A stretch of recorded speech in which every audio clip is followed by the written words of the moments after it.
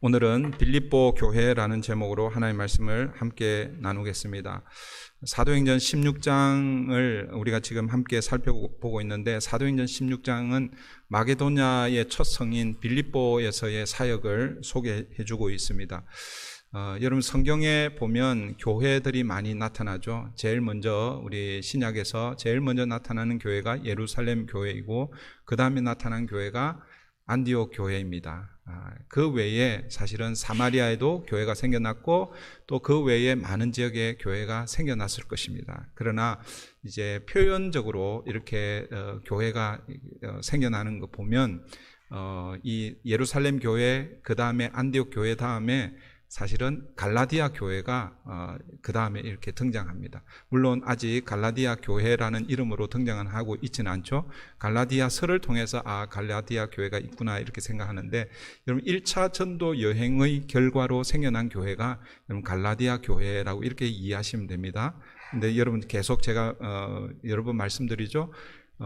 예를 들면 고린도 교회 하면 고린도 지역의 어느 한 교회를 이야기하지 않습니다. 오늘 우리는 브릿지 교회 그러면 이 코비나 지역에 여기 우리 지역으로 하면 여기 이 교회 한 교회를 생각할 텐데, 이 당시에 고린도 교회 하면 고린도의 어느 한 지역의 교회를 생각하는 것이 아니라 고린도 지역의 가정으로 모인 여러 교회들을 통틀어서 고린도 교회라고 이렇게 부릅니다. 마찬가지로 갈라디아 교회도 마찬가지죠. 갈라디아 교회 그러면 사도 바울이 1차 전도 여행을 했을 때 그때 대표적인 도시가 네 도시가 나오죠. 비시디아 안디옥, 이고니온, 루스드라, 더베. 또 그 외에 또 지역을 아마 방문했을 것입니다. 그런 지역들을 일컬어서 갈라디아 교회라고 이렇게 부른다라고 보시면 되고, 이제 마게도냐의 첫 성인 이 빌립보에 이제 와서 어떻게 보면 빌립보 교회를 세우고 있죠. 이것도 기억하십시오. 물론 빌립보 지역의 한 교회라고 생각할 수도 있지만 아마 여러 지역으로 나누어서 그렇게 교회가 세워졌을 것입니다. 여러분, 이 사도행전 16장 마게도냐의 이 첫 성인 이 빌립보에서 교회가 세워지는데 그 중추적인 역할을 한 사람이 물론 제일 먼저 꼽으면 우리가 지난주에 살펴본 자주장사, 자색 옷감 장사 루디아라고 볼 수 있겠고, 그런데 오늘 본문에 나타나는 두 번째, 세 번째 사람도 어쩌면 빌립보 교회 소위 말해서 초창기 창립 멤버 중에 한 사람들로 아마 구성이 되었을 것입니다. 오늘 본문은 사도 바울이 빌립보에서 만난 두 번째 그리고 세 번째 사람을 우리가 만나게 됩니다. 16절을 보시면 두 번째 사람이 나타나죠. 16절 보십시오. 우리가 기도하는 곳에 가다가 점치는 귀신 들린 여종 하나를 만나니 점으로 그 주인들에게 큰 이익을 주는 자라. 사도 바울이 만난 두 번째 사람은 귀신 들린 여종이었습니다. 여러분, 이 여종은 귀신에 들려 있을 뿐만 아니라 또 그것 때문에 그것을 통해서 다른 사람들이 이 여인을 이용하여 돈벌이하는 수단으로 그렇게 삼고 있죠. 그러니까 이 여인은 두 가지 차원에서 매여 있다라고 이렇게 볼 수 있습니다. 첫 번째는 귀신에게 매여 있다라고 말할 수 있고, 그리고 두 번째는 이 주인들, 여기서 이 주인들을 제가 이렇게 표현했습니다. 사악한 주인들. 여자는 이 표현이 보면요, 여자는 한 명인데 이 여자를 이용해서 돈을 버는 사람들은 주인들이라고 표현하고 있으니까 여러 명이었을 것 같아요. 그죠? 어떻게 이게 가능한가? 제가 주석에는 이런 내용을 자세하게 소개는 하고 있지 않은데 제가 한번 생각을 해봤어요. 그러니까 점집을 여러 사람이 차려놓고 이 여자가 아마 좀 용했던 것 같아요. 그러니까 예를 들면 이런 거죠. 월요일, 화요일 날은 이 집에 가서 점을 쳐주고, 수요일, 목요일은 또 다른 집에 가서, 그리고 또 그렇게 해서 아마 하지 않았나 이런 생각을 한번 해봅니다. 어쨌든 이 여인이 귀신 들렸습니다. 그런데 귀신 들려서 그것 때문에 고통당하는 그것으로 끝나는 게 아니라 그것을 이용해서 사람들이 지금 어떻게 해요? 돈벌이를 하고 있습니다. 그런데 이 여인을 지금 사도 바울이 만나고 있습니다. 사실은 어떻게 보면 만나려고 해서 만난 건 아니에요. 17절을 보시면 그가 바울과 우리를 따라와 소리질러 이르되, 17절이 아니고 16절입니다. 다시 16절 보시면 우리가 기도하는 곳에 가다가, 이 기도하는 곳이 어디였습니까? 사실은 우리 어제가 아니라 지난주 본문에는 그 회당이 없어서 기도처를 찾아갔잖아요, 그죠? 그 당시에 강가 아니면 바닷가에 주로 기도처가 있었는데 아마 거리로 다시 또 갔던 것 같아요. 그리 가는 중에 이 여인을 지금 만나고 있습니다. 그런데 이 여인을 만나는데 이 여인이 사도 바울과 그 일행들을 따라다니면서 이런 말을 합니다. 17절 보십시오. 그가 바울과 우리를 따라와 소리질러 이르되 이 사람들은 지극히 높은 하나님의 종으로서 구원의 길을 너에게 전하는 자라 하며 이같이 여러 날을 하는지라. 여러분, 이 여인이 지금 이 17절에 이 말씀을 하고 있는데 왜 이런 말을 하고 있을까? 이 여인의 이 말이 여러분들에게는 어떻게 들립니까? 이 여인의 말 자체가 틀린 건 아니잖아요, 그죠? 이 사람들은 지극히 높으신 하나님의 종으로서 구원의 길을 너희에게 전하는 자다라고 이렇게 이 여인이 지금 말하고 있는데 이 여인의 이 말에 숨은 그 의도 혹은 이 말 안에 있는 이 여인의 마음은 무엇일까? 이런 생각을 한번 해보시면 좋겠습니다. 이어지는 그 18절에 보면 이 여인의 말을 듣고 사도 바울이 어떻게 합니까? 심히 괴로워했다라고 이렇게 표현하고 있죠. 이 여인의 이 말이 사도 바울에게는 괴롭게 들렸어요. 왜 괴롭게 들렸을까? 이 말 자체는 틀린 말이 아니잖아요, 그죠? 사도 바울과 그 일행들을 향해서 이 사람들은 하나님의 존귀하신 하나님의 종으로 구원의 길을 너희에게 가르쳐 준다라고 이렇게 말하는 그 말 자체가 틀린 말이 아니고, 그런데 사도 바울은 그게 심히 괴롭게 들리는 거예요. 왜 사도 바울에게 이 괴롭게 들렸을까? 그걸 다르게 표현하면 이 여인은 어떤 마음으로 이 말을 하고 있을까? 여러분, 이 여인이 지금 이렇게 말하는 이 말이 혹시 들리지는 않습니까? 이 여인이 지금 이렇게 말하지만 그 속마음은 이렇게 말할 수 있다라는 것이죠. 여러분들이여, 나는 지금 현재 귀신에 사로잡혀 있습니다. 내가 알기로 당신들은 하나님의 종으로서 구원의 길을 전하는 자들인데 나를 여기서 좀 구원해 주십시오. 혹시 이렇게 들리지는 않습니까? 여러분, 이 여인의 말에 사도 바울이요 심히 괴로워했다라고 하는데 또 이것도 이제 이렇게 질문해 볼 수 있겠죠. 왜 사도 바울이 괴로워했을까? 두 가지로 설명할 수 있을 것입니다. 첫 번째는요, 여자가 하는 말이 아까 금방 말씀드린 대로 틀린 말이 아니잖아요, 그죠? 틀린 말이 아닌데 그런데 불편한 거예요. 왜 그렇습니까? 이 여인이 온전한 정신으로 말하는 것이 아니기 때문에 그런 것이죠. 귀신 들려 말하고 있기 때문에, 그러니까 그 지역에 있는 사람들은 저 여인은 귀신 들린 사람이다라는 것을 다 알고 있는 거예요. 그러니까 저 여인이 말하는 그거 자체, 그 말 자체는 틀리지는 않지만, 그러나 귀신 들린 여자가 말을 함으로 말미암아 복음의 신뢰성, 사도 바울이 전하고 있는 이 복음의 신뢰성이 떨어질 수 있기 때문에 어쩌면 괴로워했을 수 있습니다. 그러나 또 다른 한편으로 이 여인의 아까 그 여인의 속마음이라고 합시다. 그 속마음을 알아차린 거예요, 사도 바울이. 그러면 어떻게 해야 되는 거예요? 고쳐줘야 됩니까? 고쳐주지 말아야 합니까? 고쳐줘야 하는 것이 당연하잖아요, 그죠? 그런데 이 여인을 만약에 고쳐주게 되면 사도 바울과 그 선교 전도팀이 어려움을 당할 수 있기 때문에 아마 괴로워하지 않았을까.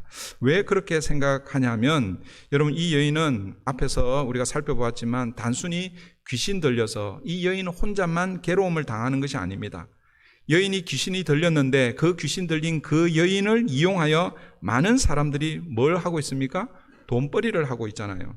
16절 우리 하반절을 다시 보시면 점치는 귀신 들린 여종 하나를 만나니 점으로 그 주인들에게 큰 이익을 주는 자라. 그냥 이익을 주는 것도 아니고요, 큰 이익을 주는 거예요. 여러 사람들에게 그런 이익을 주는 거예요. 그러니까 이 여인이 지금 다른 사람들과 관련이 되어 있는 거예요. 그냥 이 여인 혼자 귀신에 들려서 괴로움을 당하고 있으면 바로 고쳐주면 되는데, 그런데 그렇게 할 수 없는 그런 상황에 있다라는 것이죠. 다른 사람들과 관련이 되어 있고, 그것도 또 뭐예요? 비즈니스와 관련이 되어 있는 것이죠. 물질과 돈과 관련이 되어 있는 거예요. 그래서 사도 바울이 어쩌면 심히 괴로워했다라고 이렇게 볼 수 있을 것입니다.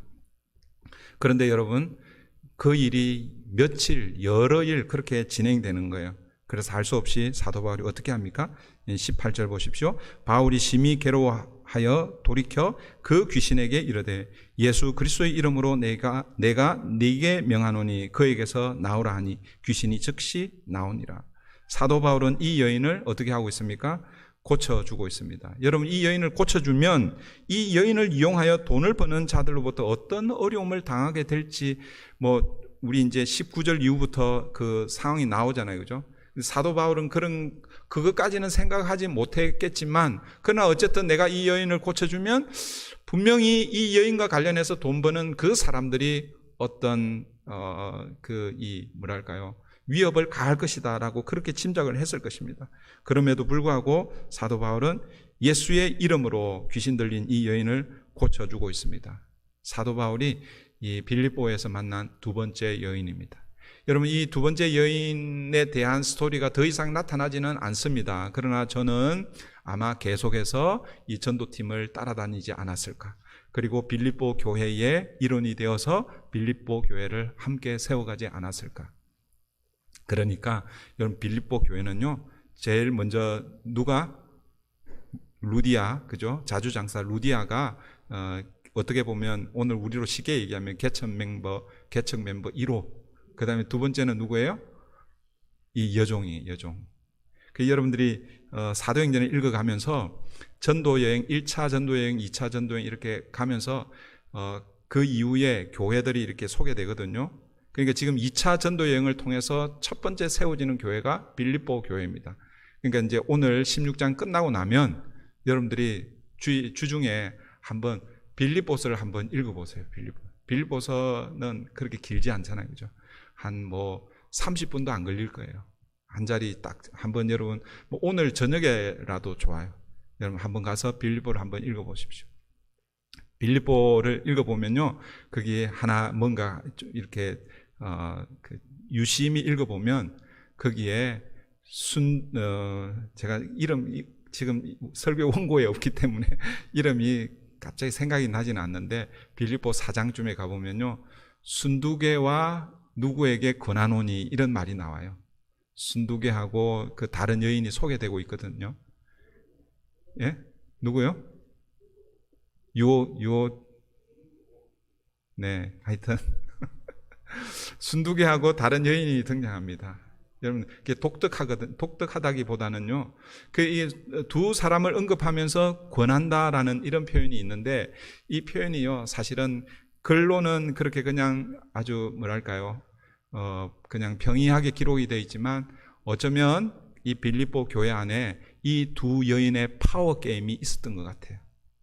그래서 사도 바울이 빌립보 교회에 편지하면서 그 두 여인을 언급하면서 그렇게 하고 있는 거예요. 제가 그걸 보면서 이 빌립보 교회가 여성 파워가 강한 이유가 뭔가를 오늘 본문이 우리에게 보여주고 있는 거예요. 물론 이 루디아와 이 여종이 저기는 아닐 거예요. 그러나 어쨌든 이 빌립보 교회가 처음 시작될 때 여자들이 큰 역할을 하고 있고, 그리고 사도 바울이 빌립보 교회에 편지할 때 그때도 여성들이 어쩌면 갈등이 있지 않았을까, 이런 생각을 해봅니다. 이렇게 해서 여러분, 두 번째 여인을 우리가 보게 되고요, 19절 이하부터는 사도 바울이 이제 세 번째 사람을 만나게 되죠.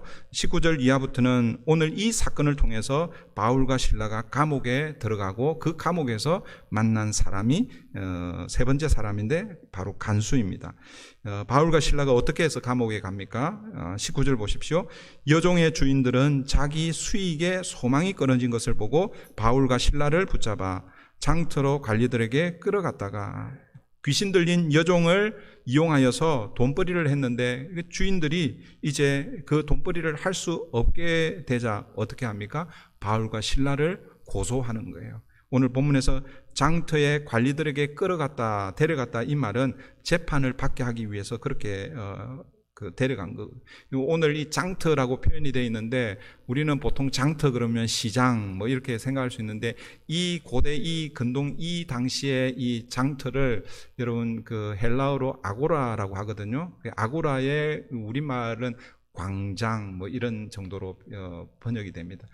사람들이 많이 모이는 곳입니다. 물론 그 광장이 시장 역할도 하고 뭐 사람들을 만나는 그 만남의 장소이기도 하는데 또 중요한 역할을 했던 것이 뭐냐면 그곳에서 논쟁을 합니다. 디베이트를 하고 그리고 또 심지어 재판도 하는 거예요. 그런 일들을 지금 이 바울과 실라 그 일행들을 지금 재판하기 위해서 이 장터 아고라로 데려갑니다. 그러면서 어떻게 고소합니까? 그 고소의 내용이 20절 21절입니다. 상관들 앞에 데리고 가서 말하되 이 사람들이 유대인인데 우리 성을 심히 요란하게 하여 로마 사람인 우리가 받지도 못하고 행하지도 못할 풍속을 전한다 하거늘. 지금 이 사도 바울과 실라 그리고 그 외에 이 전도대를 지금 고발하고 있습니다. 고소하는데 원래 고소의 내용은 무엇이어야 합니까? 우리가 이 사람 때문에 지금 손해가 이만저만 아니다. 그걸 고소해야 되는데 사실 실제 고소의 내용은 다른 거를 하고 있죠. 그죠? 크게 한 세 가지를 지금 언급하고 있습니다. 첫 번째, 이 사람들은 유대인이다라고 이렇게 표현합니다.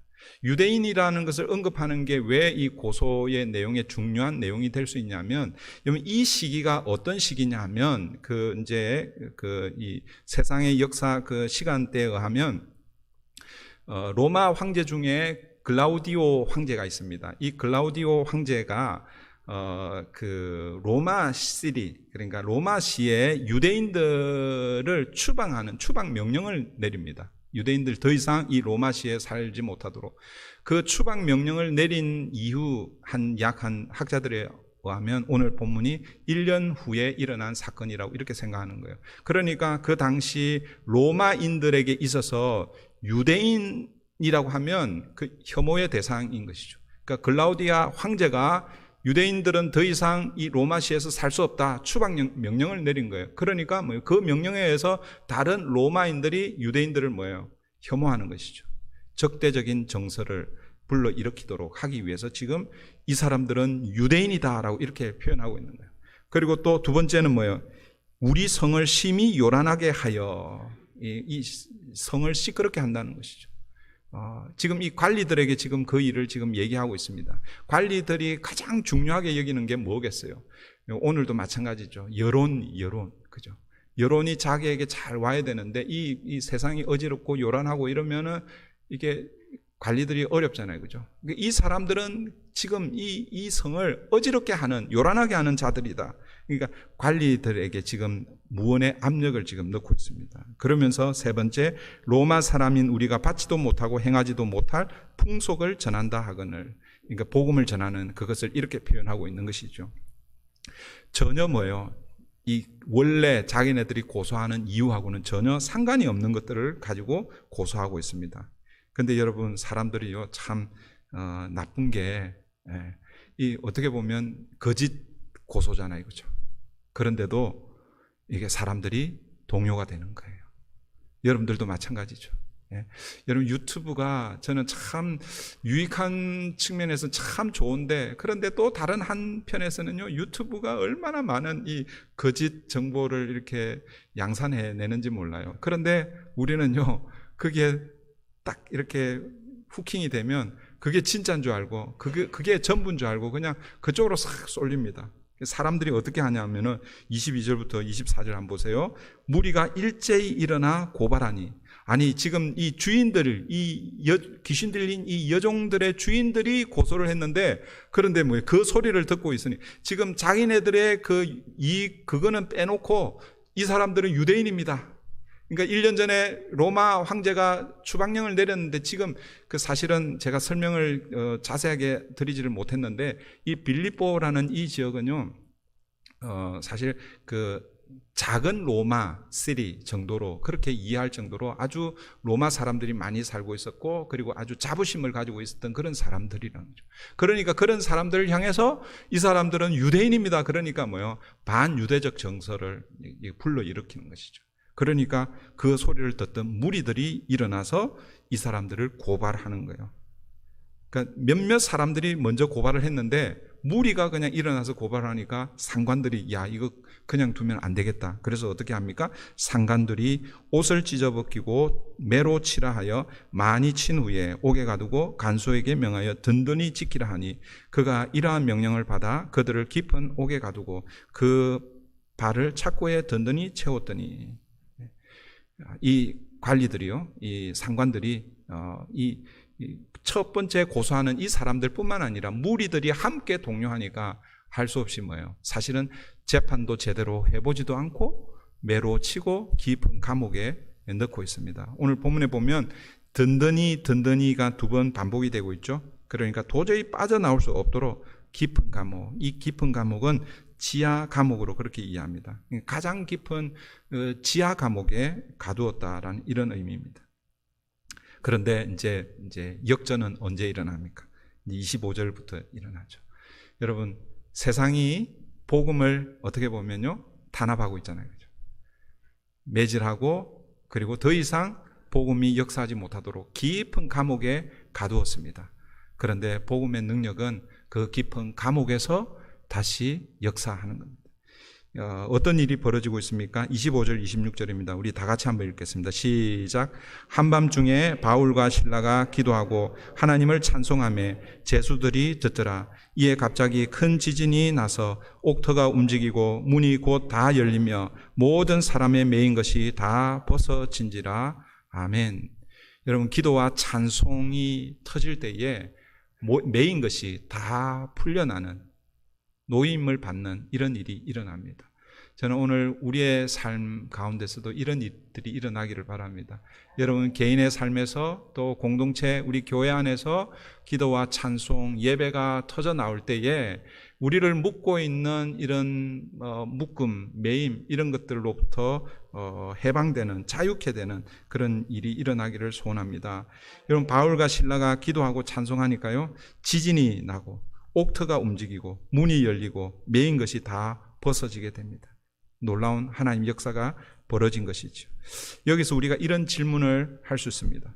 바울과 실라가 감옥에서 무슨 기도를 했을까? 기도를 했는데 무슨 기도를 했을까? 여러분이 만약 그 상황에 있었다면 여러분들은 무슨 기도를 하실 거예요? 하나님, 억울합니다. 복음을 전하다가 우리는 여기 와 있는데, 아니 복음을 전하면 복을 주셔야지 왜 이런 아픔을 주십니까? 여러분, 이 매질을 했는데 얼마나 매질을 당했는지는 모르겠어요. 그러나 유대인들은 매질할 때 한 번 매질하면 40의 가만 하나 39대 이상을 칠 수는 없습니다. 그런데 문헌에 의하면 로마에서 매질은요, 그 제한이 없어요. 그냥 매질을 하는 그 상관이 이제 그만하면 매질을 멈추는 거예요. 그러니까 40대보다 더 적게 맞았는지 혹은 더 많이 맞았는지는 알 수는 없습니다. 그러나 여러분, 매질 여러분 당해 보시지 않으셨죠? 여러분, 매질 이게 사실은 쉬운 게 아니잖아요. 그죠? 여러분, 그 기도할 때 여러분, 만약에 저와 여러분이 바울과 실라 입장이라고 하면 어떤 기도를 했겠습니까? 억울함을 하나님께 호소하지 않았겠어요? 그죠? 아니면 이 감옥에서 우리를 건져 주십시오, 이런 기도를 했을 수 있습니다. 그런데 여러분, 바울과 실라는 옥문이 열리고 묶인 것이 다 풀렸는데도 옥에서 나왔어요? 안 나왔어요? 안 나왔잖아요. 그죠? 이것을 통해 우리가 생각해 볼 수 있는 것은, 이들이 감옥에서 기도하고 찬송한 것은 단순히 감옥에서 풀려 나오기만을 위해 기도하지는 않았을 것이다 라고 생각할 수 있습니다. 왜 그렇습니까? 만약 그들이 이 감옥에서 풀려나게 해주십시오 그렇게 기도했다면, 여러분, 지진이 나고 옥문이 열리고 자기들 이 소위 말해서 수갑이 풀리고 착고에 그 발에 묶인 게 다 풀렸으면 여러분 같았으면 어떻게 했겠어요? 야, 우리가 기도하니까 하나님께서 들어주셨구나. 그러면서 당장 그 감옥에서 나와야 되잖아요. 그죠? 그런데 그렇게 하고 있지 않습니다. 그것은 그들의 기도가, 여러분, 내용 자체는 나오지는 않지만 단순히 자기의 어떤 문제 해결만을 위한 기도가 아니었을 것입니다. 여러분, 그렇게 기도하고 어떤 일이 있습니까? 세 번째, 이 빌립보에서 세 번째 사람을 만나게 되는 거죠. 간수에게 복음을 전할 수 있는 길이 열리게 되었다라는 것입니다. 어쩌면 이들은 감옥에 갇혔지만 감사의 기도를 올렸을 것입니다. 그리고 감옥에 갇힌 이것 때문에 복음이 막히지 않게 해주시옵소서, 복음의 역사가 계속해서 이어지게 해주시옵소서, 아마 그렇게 기도했을 것입니다. 그랬기 때문에 뭐예요? 간수를 만나게 되는 것이죠. 여러분, 25절을 또 보시면 바울과 실라가 찬송하고 기도할 때 이 내용을 이렇게 유심히 보시면요, 누가 옆에서 듣고 있습니까? 제수들이 들었다라고 말씀하고 있죠. 25절을 다시 보시죠. 한밤중에 바울과 실라가 기도하고 하나님을 찬송하며 죄수들이 듣더라. 이거 그냥 이렇게 지나치고 갈 수 있는데, 여러분, 이걸 좀 의미를 두자면, 여러분, 저와 여러분이 감옥에 갇히는, 실제로 감옥에 갇히지는 않겠지만 이걸 영적으로 이해하면, 우리 지금 새벽에 욥기를 묵상하고 있는데 까닭없이 욥이 지금 고난을 당하잖아요. 그죠? 그 고난의 현장에서 우리가 어떻게 할까를 오늘 본문이 또 우리에게 보여준다고 할 수 있겠죠. 어떻게 보면 바울과 실라는 까닭없이 당하는 고난입니다. 그 고난의 현장에서 기도하고 하나님을 찬송할 때에 하나님이 들으시는 것뿐만 아니라 또 누가 듣고 있습니까? 죄수들이 듣고 있는 거예요. 다른 사람들이 듣고 있다라는 것입니다. 여러분, 어려운 일을 당하면 사람들은 제일 먼저 사람들이 반응한 것, 기도하고 찬송, 예배할까요? 아니면은 불평하고 원망할까요? 예. 여러분들 가운데서도 막 이런저런 이렇게 아마 갈릴 것입니다. 어떤 분들은 그래도 기도하고 찬송하고 하나님 예배해야죠, 그렇게 하시는 분들이 계실 거예요. 그러나 많은 분들이 먼저는 원망하고 불평하지 않을까 생각이 듭니다. 그러나 여러분, 찬송하고 기도할 때 여러분 기억하십시오. 하나님이 들으십니다. 그런데 하나님이 들으실 뿐만 아니라 누가 또 듣고 있습니까? 주위의 사람들도 함께 듣는다라는 것입니다. 이것은 그들 앞에서 우리가 어려움을 당할 때 기도하고 찬송하고 그렇게 물리적으로 그렇게 하라는 그런 의미라기보다는 우리에게 찾아오는 이 어려움들을 세상 사람들은 다 보고 있다라는 거예요. 예수 믿는 사람들은 저런 어려움과 고난, 고통의 현장에서 어떻게 저 문제를 go through, 돌파하고 있는지를 본다라는 것입니다. 저 사람들도 우리하고 똑같이 원망하고 불평하며 그렇게 저 고난을 통과하는지, 아니면 자기들이 믿고 있는 그 하나님 앞에 나아가서 하나님의 도움을 구하는지 다 본다라는 것이죠. 그런 차원에서 기도하고 찬송하는 것입니다. 그럴 때 여러분, 하나님은 우리에게 고난을 통과할 수 있는 힘, 문제를 해결할 수 있는 능력 주실 뿐만 아니라 그 문제를 통해서 다른 사람을 구원해낼 수 있는 기회도 허락하신다라는 것입니다. 오늘 본문에서 바울과 실라가 감옥에 갇혔습니다. 그런데 그 현장에서 기도하고 찬송할 때에 자신들이 풀려날 뿐만 아니라, 그리고 또 누구에게, 여러 제수들이 들었는데 사실은 그 중에 간수도 지금 간수가 구원을 받는 그런 은혜를 경험하죠. 27절 보십시오. 간수가 자다가 깨어 옥문들이 열린 것을 보고 제수들이 도망한 줄 생각하고 칼을 빼어 자결하려 하거늘. 먼저 제수의 반응은요, 죽으려고 했습니다. 옥문이 열린 것을 보고 자결하려고 했습니다. 왜 그랬을까? 로마 법에 의하면 간수가 제대로 자신의 임무를 완수하지 못해서 감옥에 있는 제수가 만약에 탈옥을 한다든지 도망을 간다든지 이렇게 하면 그 제수가 받아야 할 그 죄를 간수가 받는 법이 있었대요. 그러니까 뭐예요? 이 간수는 그걸 아는 거예요. 옥문이 다 열려 있는 거 보고, 야, 제수들이 다 도망갔구나. 이 일이 언제 일어났어요? 한밤중에 일어났어요. 그러니까 아직 뭐예요? 그 지하 감옥이나 이런 데는 모르는 거예요. 누가 있는지. 그러니까 문이 다 열려 있으니까 다 도망간 걸로 그렇게 생각하는 거예요. 그래서 어차피 죽을 것.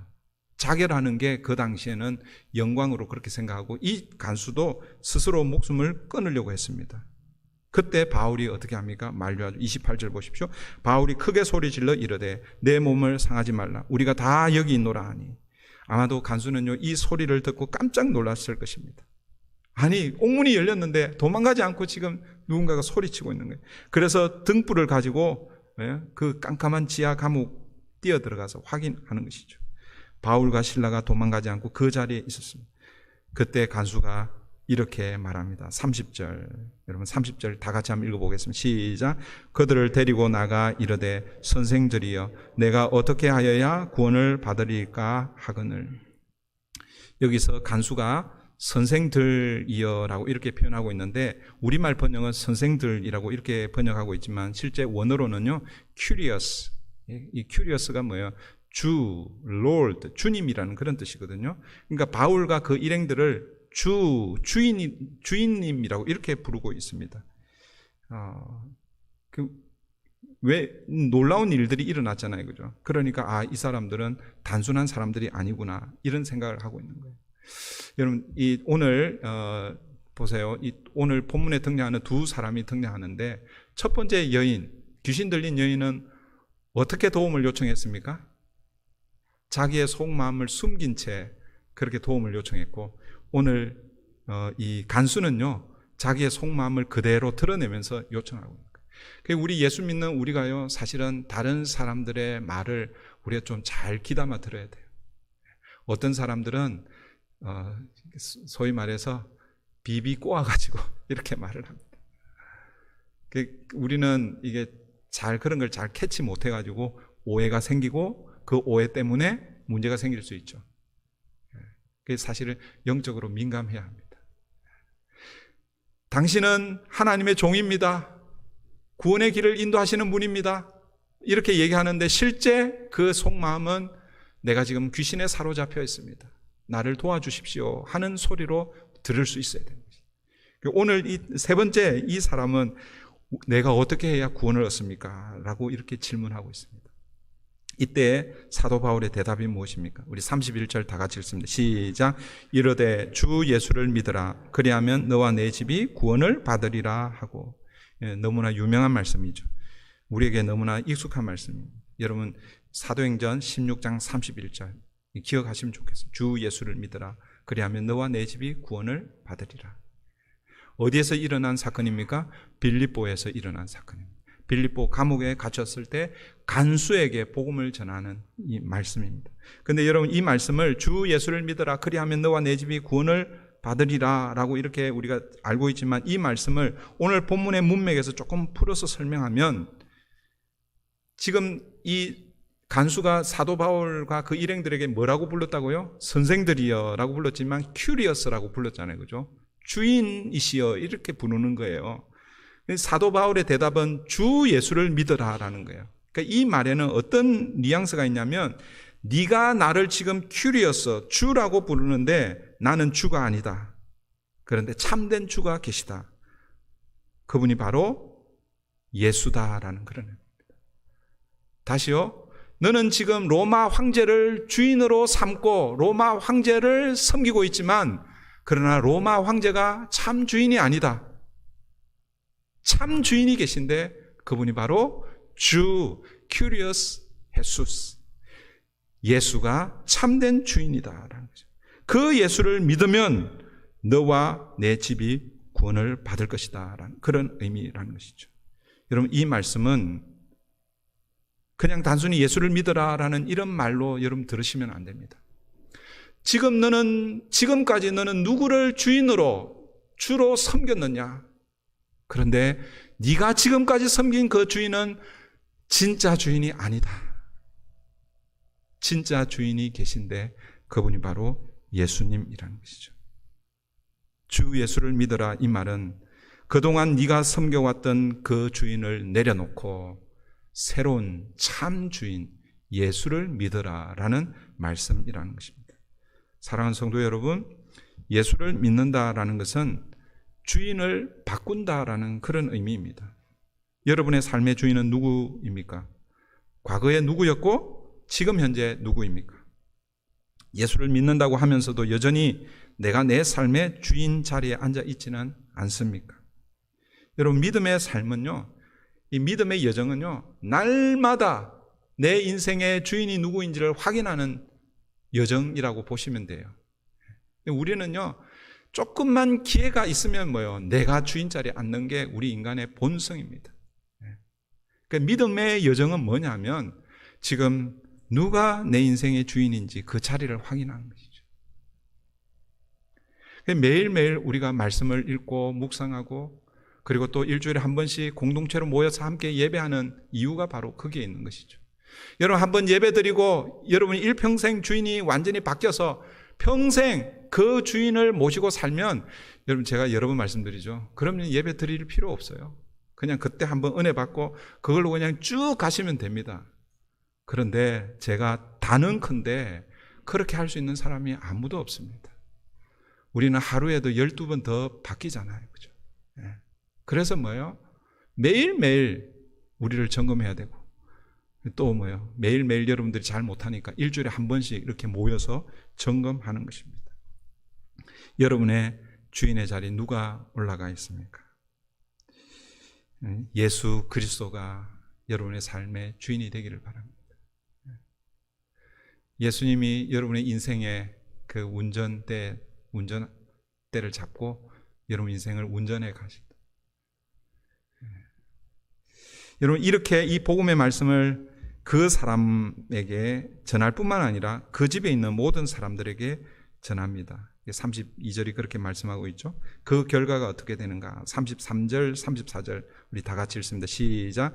그 밤 그 시각에 간수가 그들을 데려다가 그 맞은 자리를 씻어주고 자기와 그 온 가족이 다 세례를 받은 후 그들을 데리고 자기 집에 올라가서 음식을 차려주고 그와 온 집안이 하나님을 믿음으로 크게 기뻐하니라. 보면요, 사도 바울은 그들에게 영원한 생명인 복음을 전해주고 그 복음으로 그 집이 구원받고 나니까 사도 바울의 필요가 보이는 거예요. 그래서 그들을 집으로 데려가서, 좀 이 말씀이 조금 이해가 잘 안 돼요. 지금 감옥에 있는데 이 집에 데려가서 시켜줘요.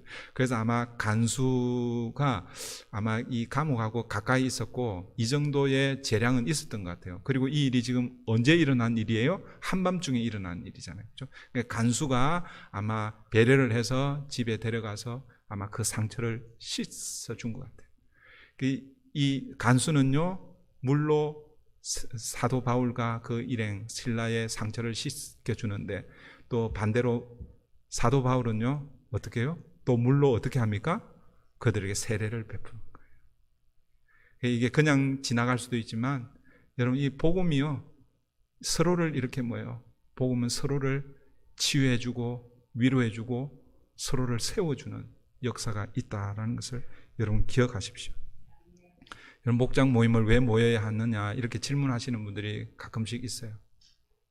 여러분, 맨날 목장 모임 해가지고 싸우면요, 목장 모임 필요가 없을 수 있습니다. 그러나 그 목장 모임을 통해서 이런 일들이 좀 일어났으면 좋겠어요. 서로의 상처를 바라보면서 씻겨주고 만져주고 덮어주고, 그래서 회복되고 새롭게 되는 이런 일들이 일어나면 좋겠습니다. 이게 복음의 능력입니다. 여러분, 35절부터 이어지는 말씀은 그 다음날 사도 바울과 일행들이 감옥에서 풀려나는 그런 장면입니다. 여러분, 그거는 그냥 여러분 읽어보시고, 시간이 많이, 이게 제가 이걸 다 이렇게 설교를 하려고 그러니까 여러분들이 싫어하실 것 같아가지고. 근데 내용은 그거예요. 이제 그 다음날 이제 풀려나는 그런 장면입니다. 이제 말씀을 전체적으로 다시 정리하도록 하겠습니다. 사도행전 16장은 마게도냐 지역의 첫 성인 이 빌립보 지역에서 사역한 이 복음의 사역의 내용이죠. 어떻게 보면 빌립보 교회의 개척 이야기라고도 할 수 있을 것입니다. 사도 바울은 빌립보에서 세 사람을 만났는데 그 세 사람이 어쩌면 빌립보 교회의 개척 멤버였을 것입니다. 이 세 사람은요, 인종적으로도 다르죠. 루디아 이 자주장사는 소아시아의 이방인이었고 여인이었고, 그래도 옷감 장사를 하면서 비교적 부유한 생활을 했고, 또 이 여인은 출신이 어디인지 모르지만 귀신 들린 이 여인은 귀신 들린 여종이라고 표현하고 있어요. 여종은요, 뭐예요? 자기 재산이나 인권이나 이런 게 없잖아요. 그죠? 가장 하층민의 사람, 가장 부유한 사람과 하층민의 사람, 그리고 지난번에도 말씀드렸지만 이 간수는 로마를 위해서 일하는 중간 계층의 사람, 이런 사람들이 함께 모여서 뭘 이루고 있다는 거예요? 교회를 이루고 있다는 거예요. 빌립보 교회를 이루고 있다는 거예요. 여러분, 저는 우리 교회가 그랬으면 좋겠어요. 이 세 부류의 사람들은요, 세상에서 만약에 만났다면 절대 아는 척도 안 하고 그냥 상종할 수 없는 그런 사람들. 그런데 복음 안에서 교회를 이루고 있는 거예요. 마지막 우리 40절을 같이 읽어보고 말씀을 마치겠습니다. 40절 다 같이 읽습니다. 시작. 두 사람이 옥에서 나와 루디아의 집에 들어가서 형제들을 만나보고 위로하고 가니라. 예, 이제 이 빌립보 사역을 마치고 이제 다른 지역으로 갑니다. 다음 주 보면 이제 데살로니가로 내려가는데, 여러분, 그런데 지금 이 옥에서 나와서 어디에 갔다고요? 루디아 집에 갔어요. 그런데 거기서 형제들을 만나는 거예요. 여러분, 이 자리에 누가 있었겠습니까? 저는 이 세 사람, 그리고 또 그 외의 사람들 함께 했을 것입니다. 사랑하는 성도 여러분, 이게 가능한 이유가 복음 때문이죠. 다른 이유가 아닙니다. 여러분, 교회, 여러분, 저 보기 위해서 오시는 분들 모르겠어요. 혹시 계실지 모르겠어요. 그러지 마세요. 웃는 거 보니까 아니라는 거 알겠습니다. 여러분, 교회 혹시 우리 브릿지 교회, 거기는 밥이 참 좋다 하더라. 그 소리 듣고 여러분 오신 분 계십니까? 물론, 네, 밥이 좋습니다. 네. 그런데 여러분, 교회는 이런저런 그런 거 있을 수 있지만 복음 때문에 모이는 것입니다. 예수 때문에 모이는 것입니다. 그 복음의 능력이 세 사람을 변화시켜 하나님의 교회를 이루어가는 것입니다. 저는 우리 브릿지 교회가 그런 교회 되기를 바랍니다. 그러기 위해서 여러분, 말씀이 바르게 선포되고 말씀이 여러분들에게 바르게 전달되고 해야 되는 것입니다. 그 일을 위해서 여러분들 계속해서 기도해 주시고 또 함께 우리 브릿지 교회를 아름답게 세워가는 저와 여러분 되기를 바랍니다. 함께 말씀을 붙들고 같이 기도하십시다. 성령의 인도하심으로 마게도냐 첫 성인 이 빌립보 지역에서 하나님의 놀라운 역사가 일어났습니다. 그런데 복음을 전하다가 또 고난을 당할 때도 있습니다. 지난주에도 제가 그렇게 말씀을 드렸지만 여러분, 고난은 누구에게나 다 찾아올 수 있습니다. 근데 오늘 본문에서 사도 바울과 실라도 그 고난을 어떻게 다루어내는지, 그것이 더 중요한 것이죠. 기도와 찬송으로 하나님 앞에 예배할 때에 오히려 그 깊은 그 감옥, 그 복음을 가두었던 그 감옥 안에서 구원의 역사가 일어난 것을 여러분 기억하십시오.